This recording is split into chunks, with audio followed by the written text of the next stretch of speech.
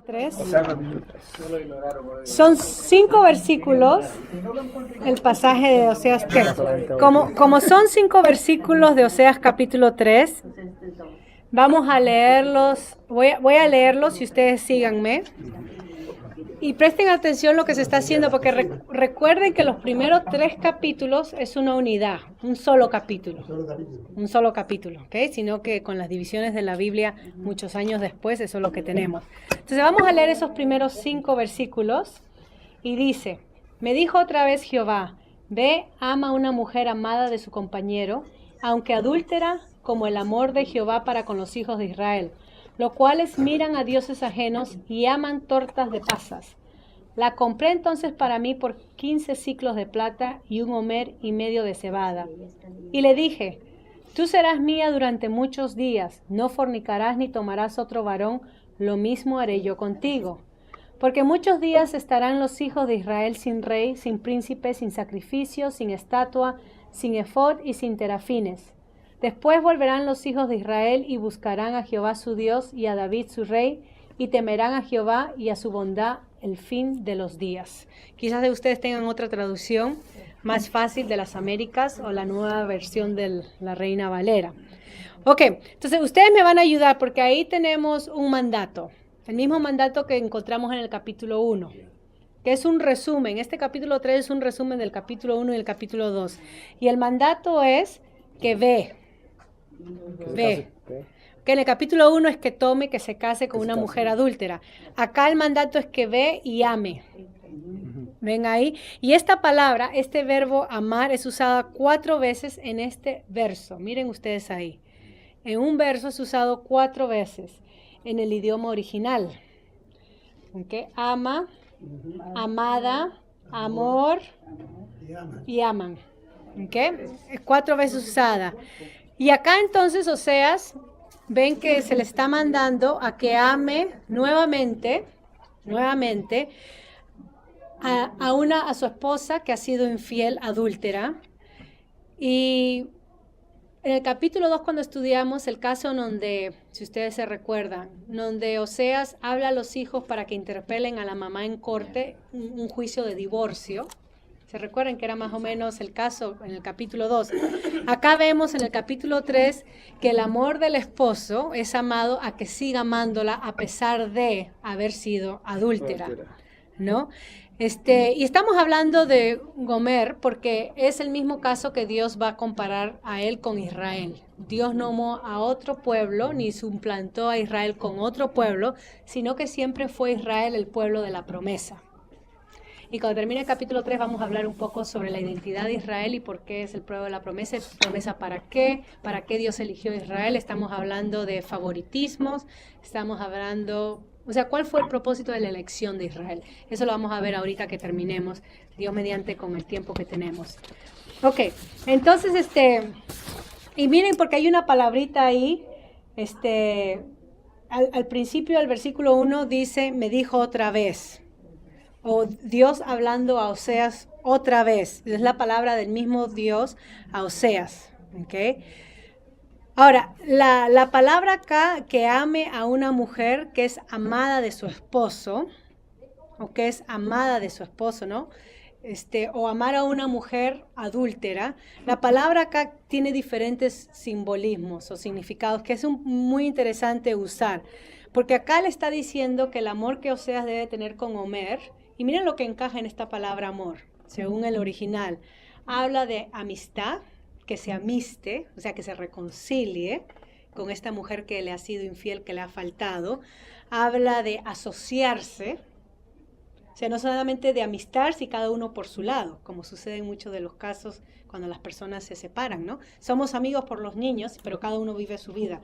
No, acá Dios cuando le dice que ame, está diciendo que se amiste, que se reconcilie, está hablando que se asocie con ella, que se llegue a ella, esa es la palabra. Está hablando de un amor, de un amante, es el término, el contexto de un amante, de un esposo y de un compañero. Ahora, miren todo esto pesa, este significado en la palabra. Sí, ¿verdad? En ama a una mujer que es amada de su esposo, porque eso es lo que dice la primera parte del versículo.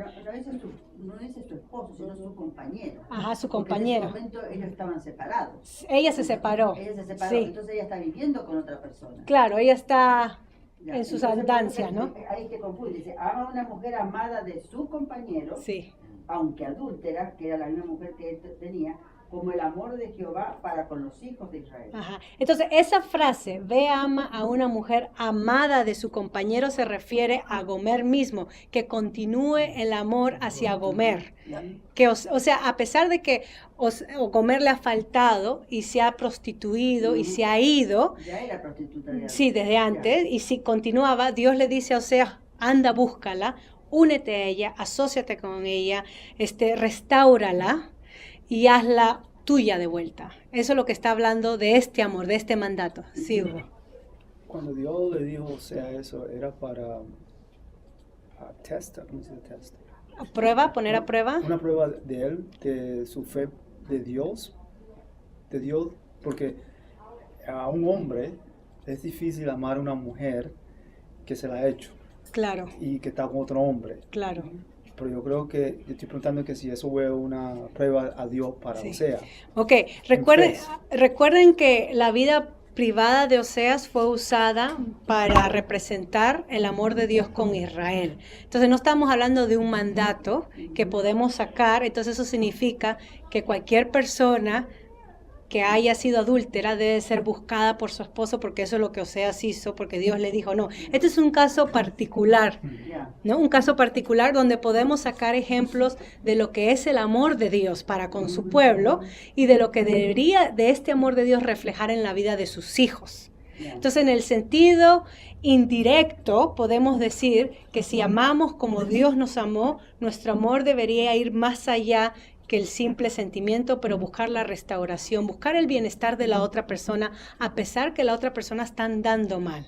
Pero no es un mandamiento directo que signifique que si estás en una relación donde tu esposo o esposa es adúltera, que tienes que hacer como Oseas lo dijo. Porque eso no era para eso, porque viene la segunda Era el parte pueblo ahí. del versículo 4 que se refería al pueblo, a la relación del pueblo con Dios. Entonces hay que tener, sí, cuidado. Por eso que digo yo que Con es eso. confusa, si uno no lo sabe Sí. agarrar bien, Sí, no sabe qué es lo que está En haciendo. esta Biblia dice dice, y el Señor me dijo, ve otra vez, ama a una mujer amada por otro y adúltera, ajá, así como el Señor ama a los hijos. O sea, si una mujer que ha sido amada por otros hombres sí, sí, y Pero se adúltera. había casado con él primero, sí. porque cuando empezó El capítulo 1. ya, ahí él se había casado con, o sea, se había casado con Gomer. Ese fue el mandato.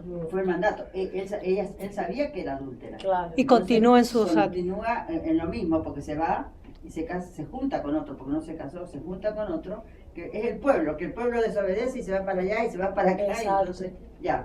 Y entonces, simbólicamente. sí, simbólico. O sea, sucede, pero el pueblo, el Dios usó esta vida privada de Oseas para representar, Al porque pueblo. mire lo que dice después de eso, como el amor de Jehová para con los hijos de Israel. Es la idea. Ya. Lo que tenía que ser figura, la vida privada de Oseas tenía que... Recuerden que lo que les dije, cuando empiezan los profetas, justo los profetas Jeremías, Ezequiel, los profetas menores, estos profetas que comienzan a predicar o a proclamar palabra de Dios antes del exilio, tanto de Samaria o de Babilonia, Israel o Judá, las palabras de los profetas ya no comienzan solamente a ser palabras verbales, pero comienzan a hacer acciones que Dios le pide que hagan. Por ejemplo, Isaías caminó desnudo con una atadura de mula sobre sus hombros, caminando por la calle. Y entonces comenzaban a actuar los mensajes de Dios. Ezequiel, si uno lee todas las cosas, uno diría, este está loco, este es un hombre loco, ¿quién va a escuchar? Pero eso es lo que Dios le dice, que actúe los mensajes. Entonces, al principio con los profetas, Dios le daba palabra y ellos hablaban, pero el pueblo llegó a entercarse, a ser tan necio, a no regresar a Dios, regresar por un ratito y regresar a los ídolos, que al final los profetas comenzaron a actuar y a narrar lo que Dios le decía que tenían que hacer. Entonces, acá tenemos Oseas narrando, ya no diciendo, Dios dice que son mujeres adultas o como una mujer adulta, pero ahora Oseas viviendo la misma desgracia en su vida, para que el pueblo preste atención, o como un mural, ¿no?, que usamos en la escuela dominical, una ilustración. No solamente hablar, pero ahora le tengo una ilustración que da más, es más poderosa a los sentidos. Y esto tuvo que causar admiración o repugnancia o algo en el pueblo. Ok, entonces mira porque como Dios a los hijos de Israel, y este es el tema, que se han vuelto a otros dioses, a dioses ajenos. ¿Ven ahí? Y esto es lo que los hijos de Israel han caído en la fertilidad del culto de los cananeos. Algo que Dios le prohibió en Deuteronomio antes que entraran a la tierra, del parte del Jordán este, les dijo que no ellos asimilarán o se dejarán influenciar o adoptarán prácticas religiosas de los cananeos, que por eso Dios los está destruyendo, usando al pueblo de Israel. ¿Y qué hace Israel? Adoptan las prácticas de los cananeos. Se unen a ellos. Eso está en Deuteronomio 31, del 18 al 20. Entonces Dios mismo es el que está acá en un sentido rogando con su pueblo a que antes que no entren en tentación, y ahora le está diciendo, pero los amo. Yo juré por ellos. Recuerden el pacto que Dios hizo con Abraham, que me referí cuando estábamos en casa. Génesis 15, donde Dios hace un pacto con Abraham, pero Abraham no firma. Dios firma por él y firma por Abraham. O sea, Dios comprometiéndose a que si Abraham falla, Dios cumple. Y si Dios falla, Dios iba a cumplir. O sea, Dios por los dos lados. Entonces acá tenemos Dios amando a Israel en cumplimiento a la promesa que le dijo a Abraham. Que a pesar de que el pueblo se desvíe, Dios iba a cumplir su promesa a Abraham. Eran 4, darles tierra, les dio tierra, porque entraron a la tierra prometida. Muchos piensan que tenemos que mirar en un futuro que Israel tiene que tener esa tierra porque Dios le dijo. Bueno, Dios ya cumplió eso si leemos la Biblia. Dios ya le dio la tierra, sino que ellos lo perdieron porque Dios los echó. Pero muchos leen esas profecías como al final, que hay que apoyar a Israel ahorita en la Franja de Gaza para que tengan esa tierra porque Dios le dijo. Estamos mal leyendo la Biblia. La tierra, un hijo le dio, Isaac, después de 25 años de esterilidad y de caer en trampa y de hacer pasar 2 veces a Sara como su media hermana. Era verdad, pero también usó la mentira, ¿no? Entonces, tierra, un hijo, ¿qué más? Se iban a multiplicar, ¿ok? De Jacobo vienen las 12 tribus y de las 12 tribus viene el pueblo de Israel, ¿ok? Y la última, porque eran 4, que en él serán benditas las naciones. Que Dios escogió a Abraham, a la familia de Abraham, para bendecir al mundo entero, no solamente a una tribu, a Israel, sino al mundo entero. O sea que la misión de Israel era servir de bendición, de canal de bendición de Dios a las naciones. ¿Verdad? Y entonces ahí estamos. ¿Cómo es que Dios ha bendecido a través de Abraham a las naciones? Y la respuesta es Jesucristo. Gálatas 3, Pablo usa ese argumento para decir que de la simiente de Abraham vino Cristo, de la promesa, hijo de la promesa, para bendecir, porque el evangelio es para todos, a las naciones. Y tenemos las nuevas buenas, ¿no? La vida nueva en Cristo Jesús. Así que Dios le cumplió a Abraham. Y si intentamos abrir las promesas y decir Dios no ha cumplido, todavía Israel tiene que tener la promesa, estamos mal leyendo la Biblia. Porque eso ya sucedió. Tenemos que saber en qué tiempo de la historia estamos. Porque si no, tenemos que armar otra historia en correlación. Israel está reclamando ahorita, no tiene derecho. No. Uno, porque no reconoció su venida, el avenimiento de su Señor. Aquellos israelitas que reconocieron a Jesús como su Mesías son parte de la iglesia, son nuestros hermanos y por ellos tenemos que orar, y aquellos palestinos que reconocieron a Jesús como su Salvador son nuestros hermanos y por ellos hay que orar. O sea que mi oración como creyente es por los palestinos cristianos y por los israelitas cristianos y no por Israel por ser nación. ¿Me entiende? Y para que el pueblo, ya sea israelita o los palestinos, conozcan las buenas nuevas en medio de todas estas crisis. Pero hacia allá vamos, porque el versículo final apunta a esos últimos días, sí.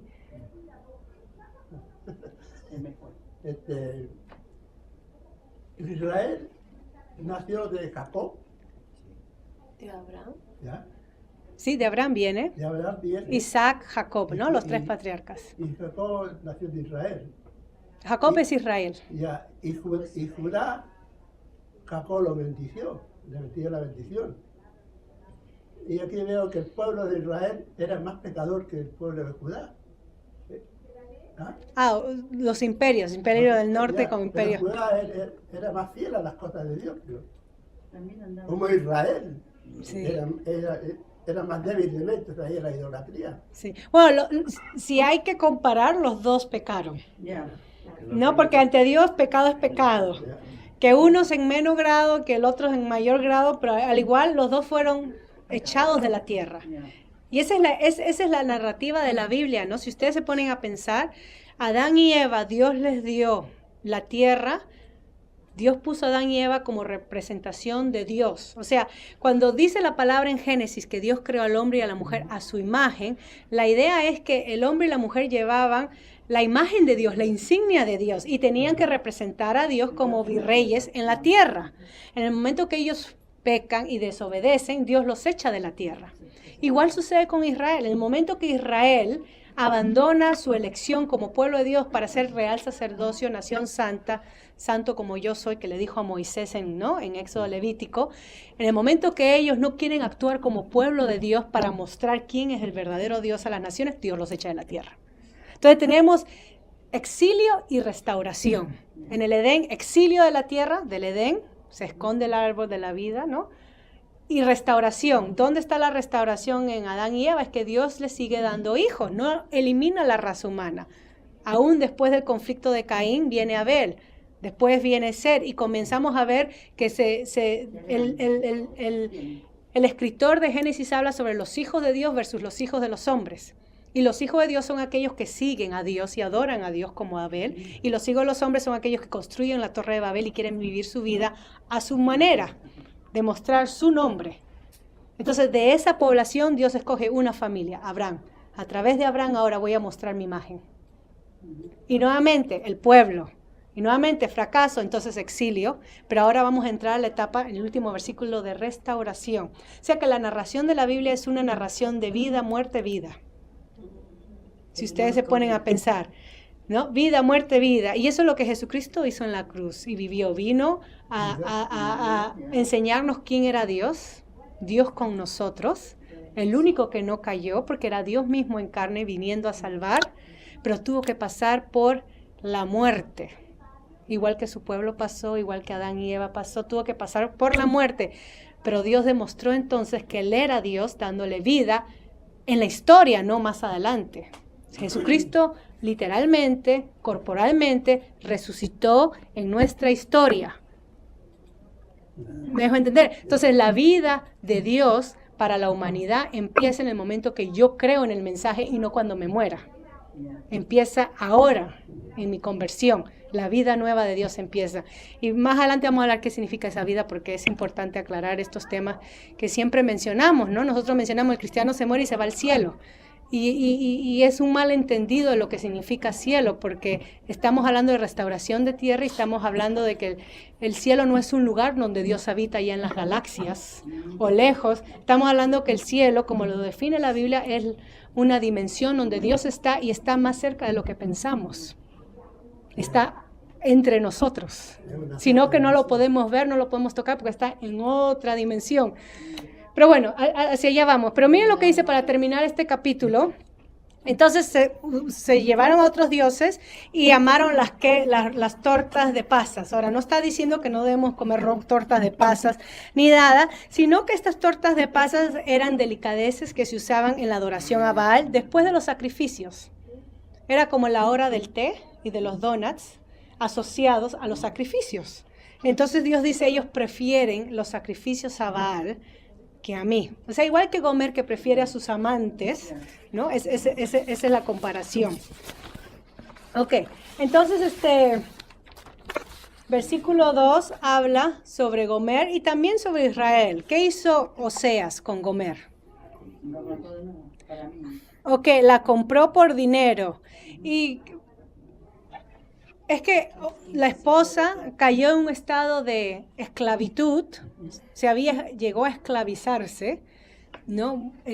Vendiéndose, y Oseas tuvo que comprarla como una esclava. Pero no para tenerla como esclava, sino para tenerla como esposa. Y este pago que se da es lo que valía un esclavo en aquellos tiempos, según Éxodo 21:32 y Levíticos 27:4. O sea que él tuvo que usar de sus recursos financieros, y uno diría, pero ¿quién haría eso, no? Dios. usar de sus recursos financieros, tener pérdidas financieras para regresar con su esposa, que ya había abandonado la relación y que había estado con otros. Y entonces uno diría, así es el amor de Dios para con los suyos, para con Israel. Así es el amor de Dios para con los suyos.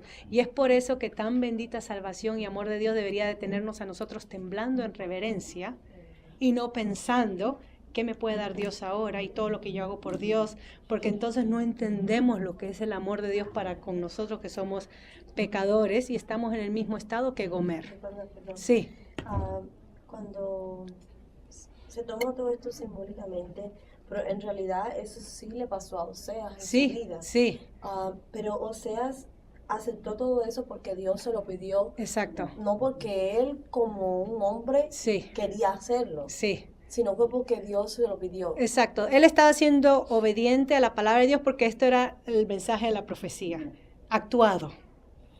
O sea, eso debió ser bien duro para él. Oh, claro que sí. Porque, o sea, Humillación, burla del exacto, pueblo, exacto. que no vas a hablar tú, te crees profeta y mira cómo vives tu vida, ocúpate de tu esposa y todo eso es lo que nos podemos imaginar socialmente que hubiera pasado, Oseas la pasó. Pero el punto era narrar lo que Dios estaba haciendo con Israel, porque después del capítulo 4 entonces vemos lo que Dios le dice a Israel y se refiere que es adúltera, prostituta. Entonces no había duda de que será Oseas o será Dios. No, es Dios hablándole a Israel usando la vida de Oseas, pero ya no en palabras, pero en acción, ¿no? En el versículo 3 se lo dice. Exacto, En el exacto. versículo 3 ahí le dice.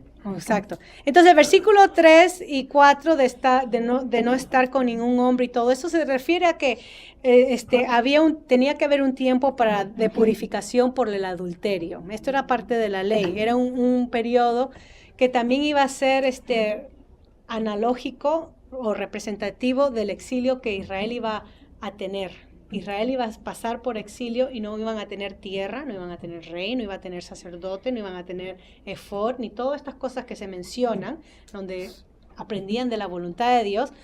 Y ese es un tiempo de purificación.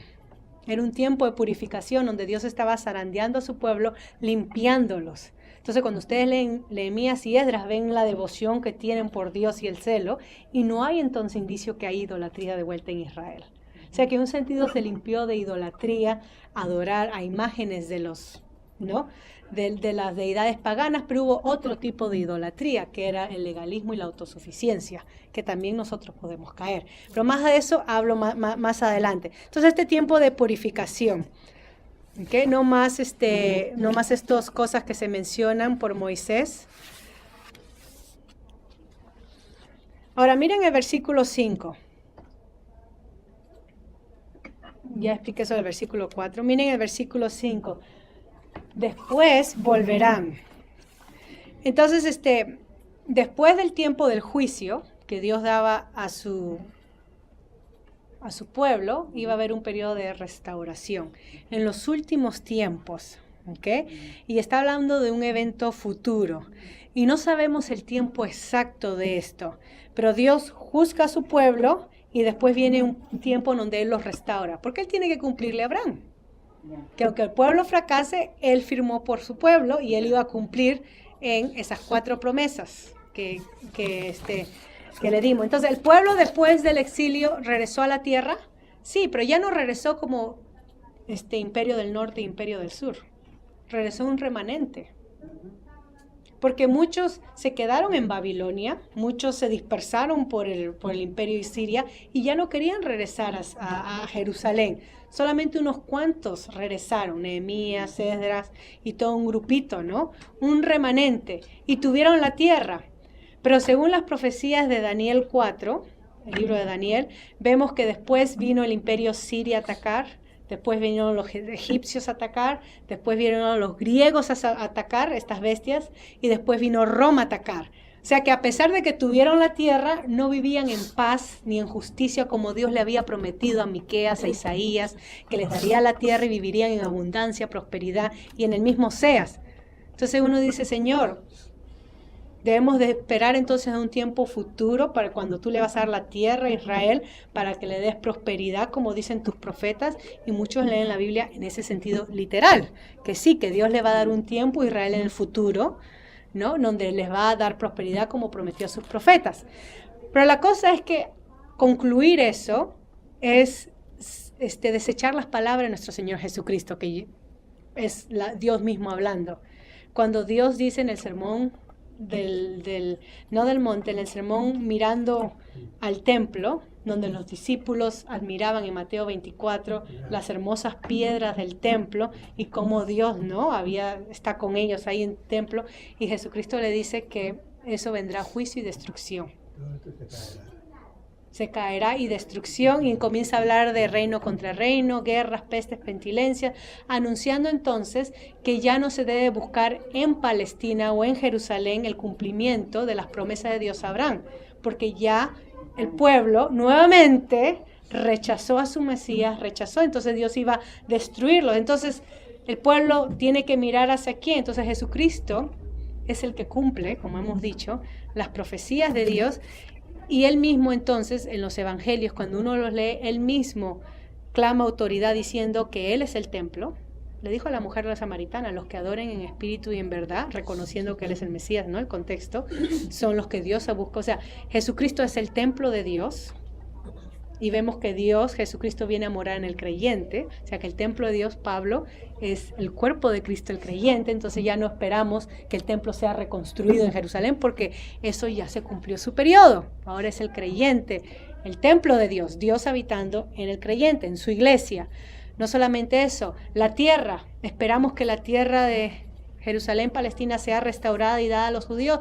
No, porque tanto Pablo, Romanos 8, como en el Apocalipsis, vemos que toda la tierra será llena de la gloria de Jehová, como dicen los salmos, como dicen los profetas. ¿Qué quiere decir?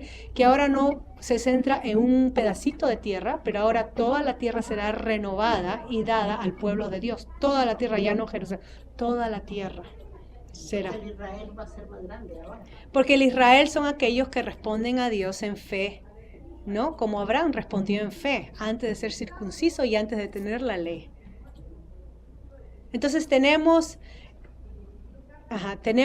las profecías de Dios cumplidas, completas en nuestro Señor Jesucristo, y terminándolas de escribir el final de la historia con su iglesia. O sea, nosotros en este tiempo, si se puede decir así, somos el Hechos 29.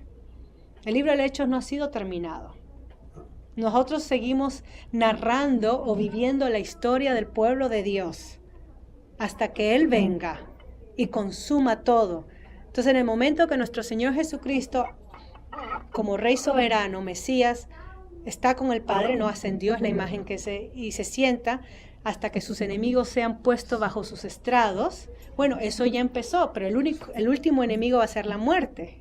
1 Corintios 15, que va a ser vencido. O sea que en este momento estamos viviendo en el reino de Cristo. Este es el tiempo en donde Cristo reina, y va a haber un tiempo en donde Dios va a traer todo este mundo en justicia y en paz. Él lo va a hacer. No Israel, no un pueblo, no una persona. Él va a cumplir eso. Pero ya empezó a hacerlo. Y esa debe ser la misión de la iglesia. Le cuesta mucho a la gente aceptar que Cristo es el que reina.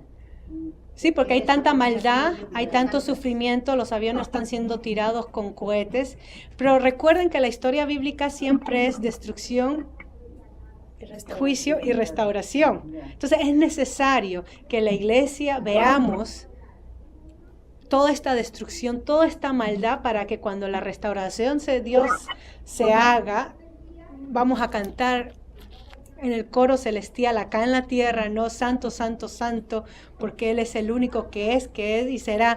Cómo Dios va a traer vida, restauración, en medio de toda esta crisis que vemos. Él es capaz de hacerlo. Y lo va a hacer. Y lo va a hacer, y esa es nuestra esperanza. Que cuanto más destrucción y más martirio veamos, Dios va a sacar vida de eso.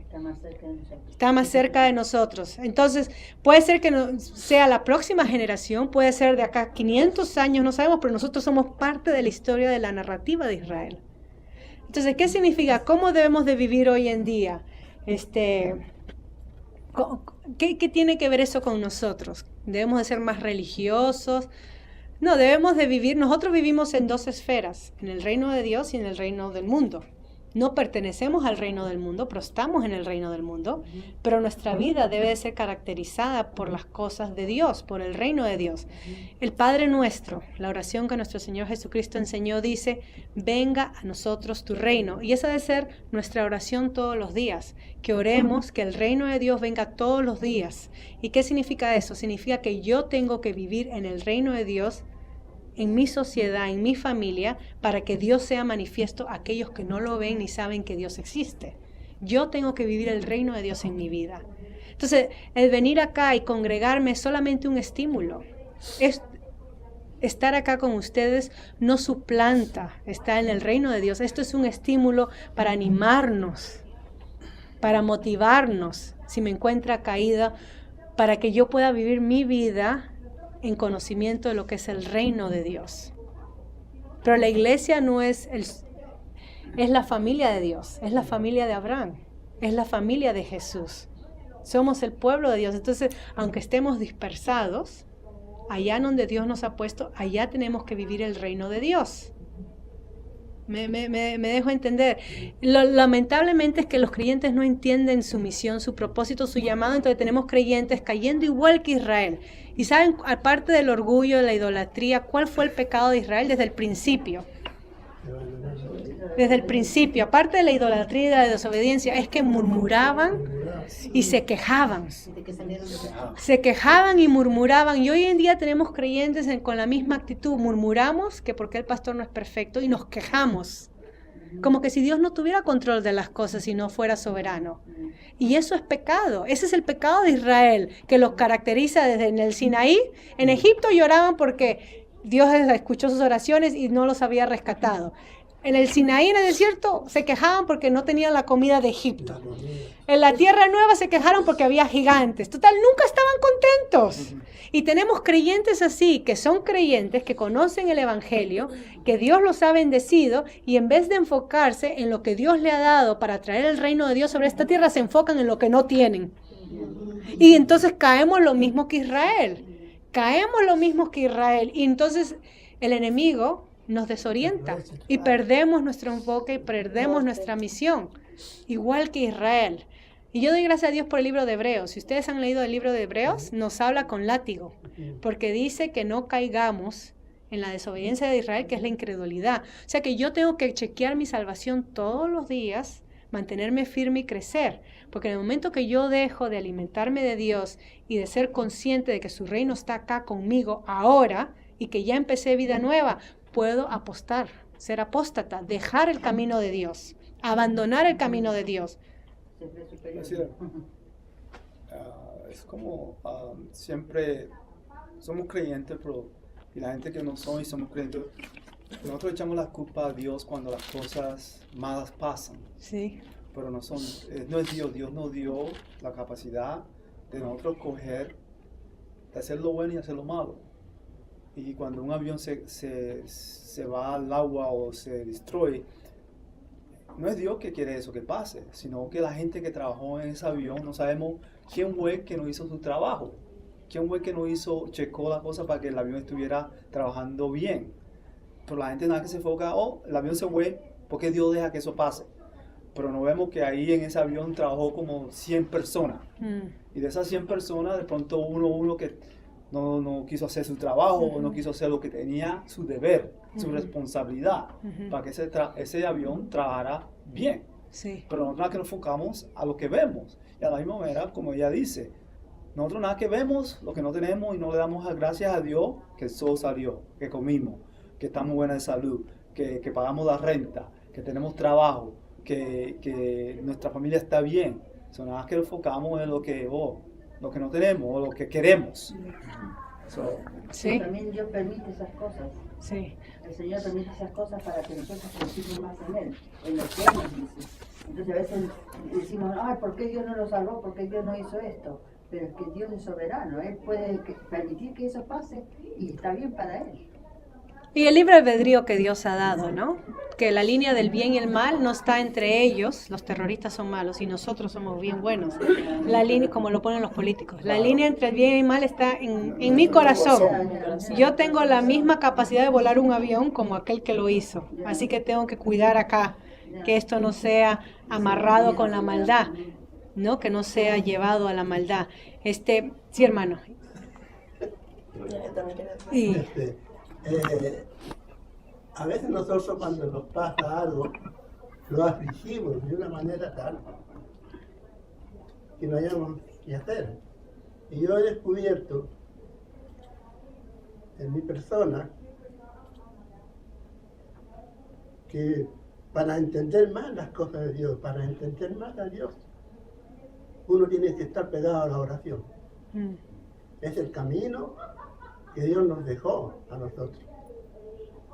Si estamos bien de salud, agradecerle porque estamos bien de salud. Si estamos pasando por mal de salud, pedirle al Señor que nos fortalezca. Y el Señor nos fortalece en la enfermedad. El Señor nos deja. Las personas los cristianos a veces venimos a la iglesia y con venir a la iglesia basta y sobra. No, el cristiano tiene que estar pegado en la oración y leyendo la palabra. Son 10 minutos que uno le puede dar a Dios, Dios debe estar conforme.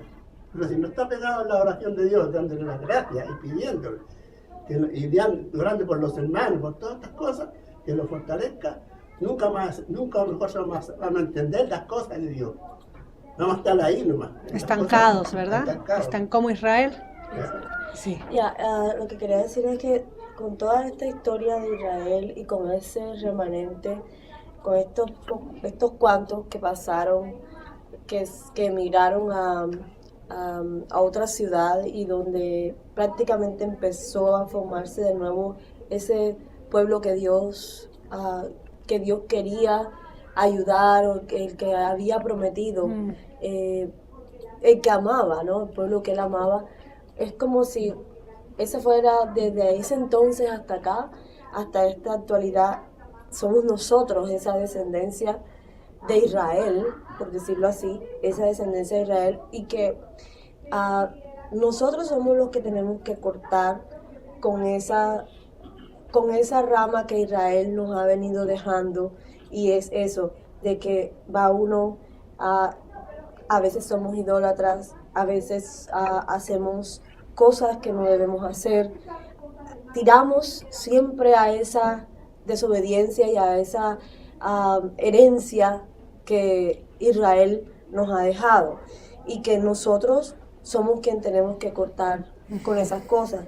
Y cuando ya hablamos ya del nuevo evangelio, de todas las cosas que Dios nos ha prometido y de todo lo que nosotros como iglesia ahora tenemos que hacer, es ahí donde nosotros debemos tomar la decisión, porque ya nos dio Dios esa voluntad de decidir, ok, ¿en dónde quiero estar yo? Si quiero estar haciendo lo bueno, o si quiero estar congregándome, o si quiero estar aprendiendo cada día a estar más cerca de Dios, o sencillamente hacer lo que me da la gana. Y de vez en cuando, sí, Dios, pero sin embargo seguir haciendo lo que nos gusta. Sí, hacer. como Babel, ¿no? Crear un nombre para mí. Termino con esto. La oración y la palabra de Dios es traer la presencia de Dios en medio nuestro. Ya sea que lo hagamos en grupo como iglesia o ya sea que lo hagamos individualmente. Cada vez que yo vengo a la palabra de Dios o oro, es que estoy permitiendo que, digamos, la dimensión donde Dios está influya en donde yo estoy y poder ver la vida con la perspectiva divina. Entonces, cuanto yo más haga oración y estudio, no como una carga como los judíos legalistas, sino como algo que yo necesito para vivir mi vida cristiana, más voy a entender los propósitos de Dios sobre mi vida. La idolatría hoy en día son 3, la música lo canta y la televisión lo menciona. 3 altares que se han hecho en el mundo hoy en día quizás pueden sacar Dios. El cuerpo es idolatrado, o sea, la figura, ahí tiene que ver la figura tipo Hollywood, que es la idolatría al sexo. El poder, el que tiene más poder, el que manda, el que dirige, idolatría al poder. Y el otro es el dinero. El dinero, idolatría al dinero. Así que el creyente podemos caer en darle énfasis y adorar en esos altares, ya sea sexo, poder y dinero. Y de todo eso tenemos en la palabra de Dios que no debemos dejarnos arrastrar por eso. La próxima semana vamos a ver sobre el tiempo, los últimos tiempos y el tiempo en que Oseas está hablando, que es el reino de Dios. Vamos a estudiar ese temita y vamos a ver los reyes. ¿Okay? Termino leyendo este pasaje que es muy interesante porque estábamos mencionando el no repetir lo de Israel, y una de las cosas que Israel cayó y nosotros podemos caer es la murmuración, el quejarnos, en vez de ser agradecidos en todo tiempo.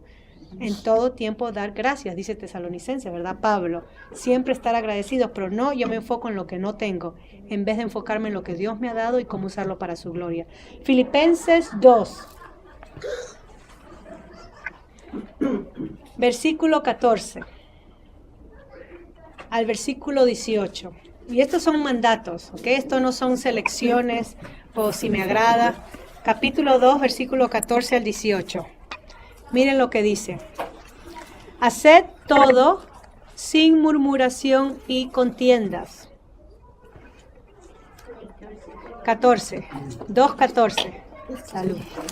Haced todo, ahí ven, sin murmuración y contiendas. Y entendamos, hermanos, que la murmuración lleva a las divisiones.